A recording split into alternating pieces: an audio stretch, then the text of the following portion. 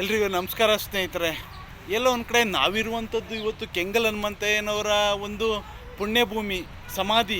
ಎಲ್ಲೋ ಅಖಂಡ ಕರ್ನಾಟಕದ ಮಾಜಿ ಮುಖ್ಯಮಂತ್ರಿಗಳು ಮೈಸೂರು ಪ್ರಾಂತ್ಯದ್ದು ಎಲ್ಲೋ ಒಂದು ಕಡೆ ಕೆಂಗಲ್ ಹನುಮಂತಯ್ಯವರ ಸಾಧನೆ ತುಂಬ ಇದೆ.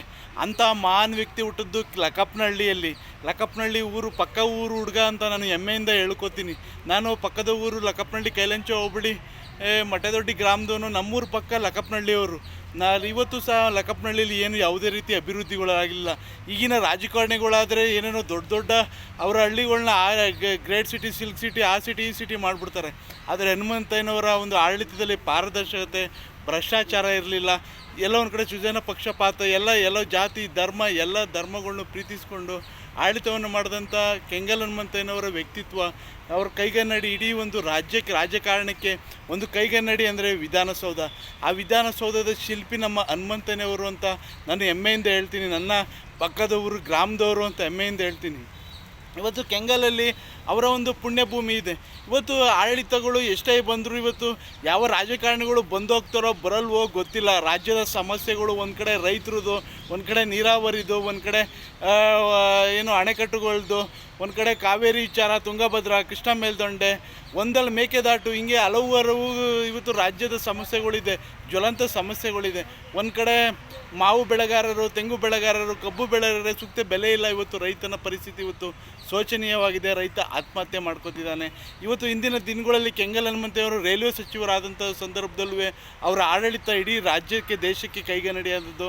ಕಾಂಗ್ರೆಸ್ ಪಕ್ಷದಲ್ಲಿ ಅವರ ಒಂದು ಇದ್ದಂಥ ವರ್ಚಸ್ಸು ಎಲ್ಲೋ ಒಂದು ಕಡೆ ಅವರ ಒಂದು ಆಡಳಿತಕ್ಕೆ ಎಲ್ಲೋ ಒಂದು ಕಡೆ ಧಕ್ಕೆ ಉಂಟಾದಾಗ ಎಲ್ಲೋ ಒಂದು ಕಡೆ ರಾಜೀನಾಮೆನೇ ಕೊಟ್ಟು ಹೊರಗಡೆ ಬಂದಂಥದ್ದು ಎಲ್ಲೋ ಒಂದು ಕಡೆ ಇತಿಹಾಸ ನಾವೆಲ್ಲ ಪುಸ್ತಕಗಳಲ್ಲಿ ಓದಿದ್ದೀವಿ.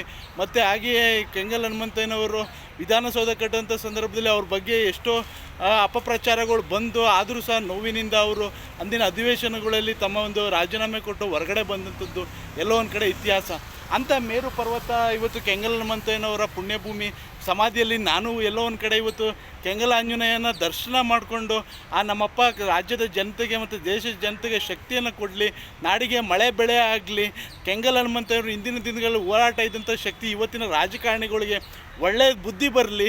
ಅಖಂಡ ಕರ್ನಾಟಕದ ಒಂದು ಶಕ್ತಿಯಾದಂಥ ಕೆಂಗಲ್ ಹನುಮಂತಯ್ಯನವರ ಒಂದು ಶಕ್ತಿ ನಮ್ಮ ಒಂದು ರಾಜಕಾರಣದಲ್ಲಿ ಬರಲಿ.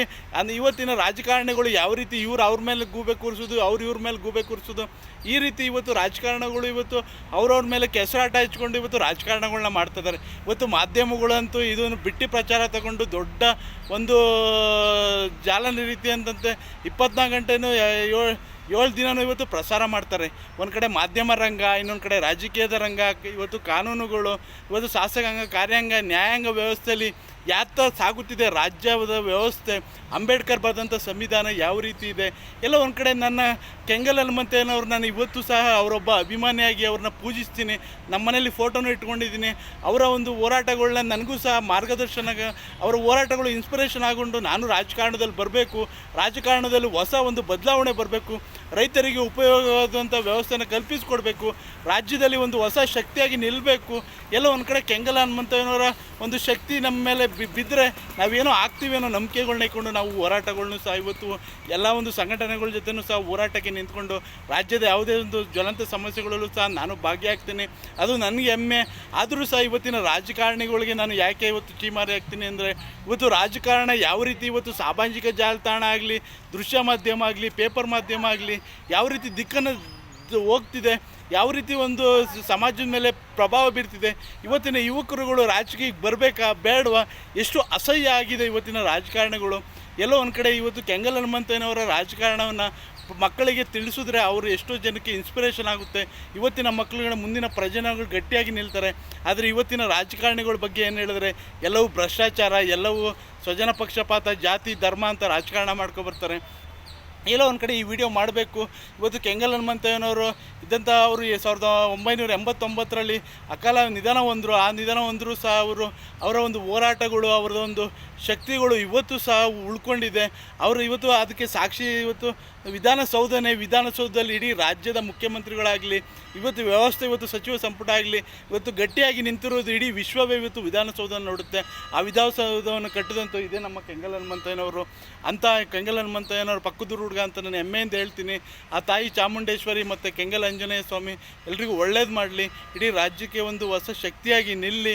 ಎಲ್ಲೋ ಒಂದು ಕಡೆ ಈ ವಿಡಿಯೋ ಮುಖಾಂತರ ಪ್ರತಿಯೊಬ್ಬರಿಗೂ ಹೇಳ್ತೀನಿ, ಕೆಂಗಲ್ ಹನುಮಂತಯ್ಯನವರ ಆದರ್ಶಗಳನ್ನ, ಅವರ ಒಂದು ನೀತಿ ಪಾಠಗಳನ್ನ, ಅವರ ರಾಜಕಾರಣದ ಒಂದು ವ್ಯವಸ್ಥೆನ, ಮತ್ತು ಅವರು ಯಾವ ರೀತಿ ಬಡತನ ನೋಡಿದ್ರು, ಯಾವ ರೀತಿ ಬೆಳೆದ್ರು, ಬಾಲ್ಯ ವ್ಯವಸ್ಥೆಯಲ್ಲಿ ಯಾವ ರೀತಿ ಉನ್ನತ ಸ್ಥಾನಕ್ಕೆ ಹೋದರು, ಯಾವ ರೀತಿ ಅವರ ಜೀವನ ಇತ್ತು, ಎಲ್ಲವೂ ನಮಗೆ ಮಾರ್ಗದರ್ಶನ ಅಂತ ಕೆಂಗಲ್ ಹನುಮಂತಯ್ಯನವರು ಪಡೆದು ನಾವೇ ಧನ್ಯ. ಇವತ್ತು ಅವ್ರ ಸಮಾಧಿ ಮುಂದೆ ಕೂತ್ಕೊಂಡು ವಿಡಿಯೋ ಮಾಡ್ತಿದ್ದೀನಿ.